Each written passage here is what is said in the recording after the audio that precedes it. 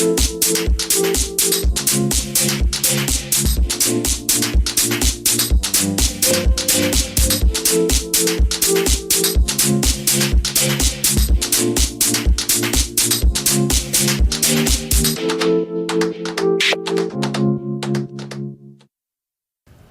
keterbatasan fisik dari lahir atau baru bukan halangan untuk teman-teman penyandang disabilitas tidak semangat mencari pekerjaan. Apalagi ada undang-undang pemerintah nomor 8 tahun 2016 yang mengatur masalah itu. Tapi, apakah sudah terrealisasikan dengan baik? Saya Adit, dan ini Metropolis. Rasanya tidak ada manusia di dunia ini yang ingin terlahir tidak sempurna. Semua orang berharap dilahirkan dengan fisik dan psikis yang normal. Namun bagaimanapun, kita memang tidak bisa meminta dilahirkan sesuai dengan apa yang diinginkan. Namun hebatnya, banyak dari mereka yang enggak menjadikan kekurangan fisik sebagai halangan untuk terus meraih kesuksesan dalam hidup. Dialah Bang Iwan, lahir dengan fisik yang sempurna, namun harus menghadapi takdir kehilangan kaki kirinya dalam sebuah kecelakaan tunggal.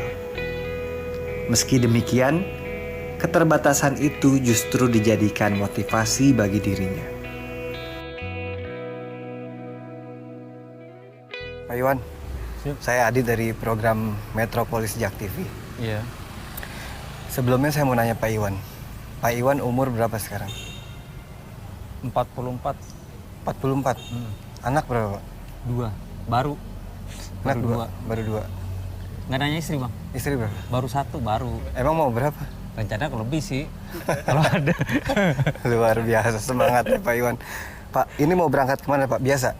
Biasa ke Kantor? Kantor pekerjaan. Biasa bikin kopi lah buat teman-teman yang datang kan gitu. Bikin buat kopi, Pak? pelanggan. Itu belajar bikin kopi udah berapa lama Pak? Jadi kita otodidak. Kebetulan memang dulu teman-teman banyak di kafe gitu kan, kafe kopi gitu kan. Sedikit banyaknya kita belajar gitu kan. Belajar. Akhirnya kita perdalamin, buka sendiri lah sama teman ya kan, berdua. Nyari usaha sendiri? Saya sama teman. Sama teman? Jadi teman yang usaha, saya dipakai beliau untuk membantu beliau di kopinya. Baristanya? Di baristanya. Sudah berapa lama kaki Bapak seperti ini Pak? Saya kecelakaan tahun 2015.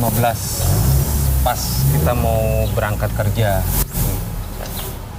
Pas ditabrak itu, memang saya kan putus di tempat. Lalu sama polisi disambung, ke kaki saya dibawa ke rumah sakit, terus dioperasi. Pertama saya putusnya kan segini nih. Putus di tempat Pak? Di bawah lutut ya. Putus tuh di tempat tuh, saya berapa meter dari kaki. Rupanya dipasang lagi sama polisi. Pasangnya gimana Pak? Dicolok lagi tuh ke ininya, ke daging, ke tulangnya itu kan tulang saya keluar. Jadi dimasukin lagi, dibawalah saya ke rumah sakit Karya Medika. Dipasang pen, rupanya infeksi karena katanya ada virus gangren yang mematikan, bisa membahayakan ke ginjal, ke jantung. Akhirnya mau nggak mau harus operasi, diamputasi di atas lutut. Tuh. Jadi disisain cuma 1 cm atau 2 cm dari pergelangan, makanya kan bolong tuh, nggak ada kakinya saya. Bolong. Gitu. Nah dari situ ya namanya manusiawi ya kita ya Bang ya. Di saat itu saya belum menikah, down, depresi lah ya kan, trauma. Ini kira-kira siapa nih cewek yang mau sama saya nih kan, begini kan. Terus kita putus harapan ya kan. Putus harapan, ya alhamdulillahnya ya teman-teman ngasih motivasi. Termasuk kawan saya ini Bang Coki ini memotivasi saya. Ayo kita sama-sama yuk bangkit katanya kan begitu Bang. Ya saya sih bersedia kan begitu. Cuman awalnya saya kan agak minder karena di saat saya sembuh, saya kan belum punya kaki palsu, saya pakai tongkat tuh Bang. Iya.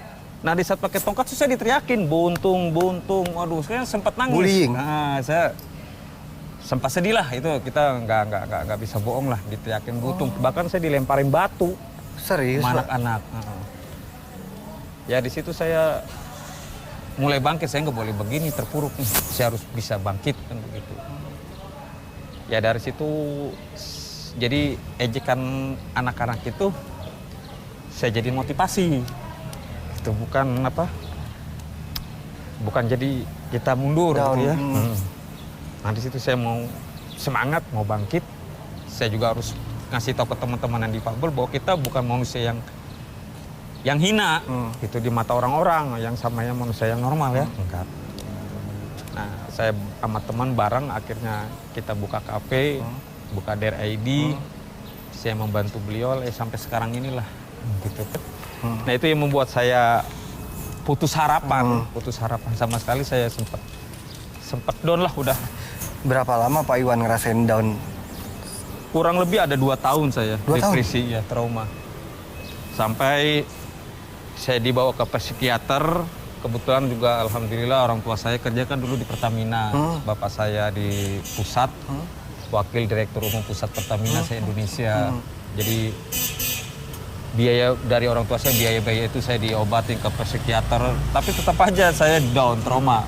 Karena saya mengalami kecelakaan itu. Kebetulan pas lagi kecelakaan, saya buntung, saya nggak pingsan. Saya masih hidup. Sadar? Sadar, masih sadar. Nah di situ yang membuat saya depresi. Ingat, lihat semua orang-orang pada nonton saya. Wah ini orang mati, ini orang mati. Saya dengar semua itu semua bang. Ucapan bantuin jangan, kata orang kan. Jangan nanti kita kena apa? Jadi saksi kalau orang ini mati. Saya bingung saat itu, udah bingung, saya minta tolong. Akhirnya datang polisi lah yang membantu saya. Membawa saya ke mobil bak. Bawa ke rumah sakit Karya Medika Cibitung. Di situ saya dibantu dengan polisi, alhamdulillah itu kan. Sampai sekarang saya masih hidup. Tapi kejadian itu Bapak ingat, Pak? Ingat sampai sekarang. Bahkan saya jujur, trauma itu nggak bisa hilang. Di saat saya ini motor walaupun berhenti, saya duduk di depan itu pasti saya jatuh pingsan. Bayangan itu akan nongol terus. Saya ketabrak dengan kontainer, maka saya nggak bisa bawa kendaraan. Sekarang Bapak naik apa kalau kemana-mana? Saya selalu diboncengin naik Gojek kemana-mana. Berarti naik...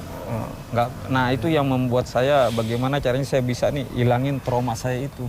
Perasaan orang tua di saat itu gimana pas denger Pak Iwan kecelakaan akhirnya harus diamputasi? Orang tua sangat terpukul ya, karena mendapat telepon dari polisi. Ini cerita dari orang tua saya pas saya sadar. Saya kan sempat koma itu kalau nggak salah 8 bulan saya di rumah sakit di ruang ICU, saya nggak sadar. Pas saya sadar, sampai pindah dari ruang ICU ke ruang perawatan gitu ya, baru cerita, ibu terpukul, bapak terpukul melihat kamu karena yang nelpon tuh polisi.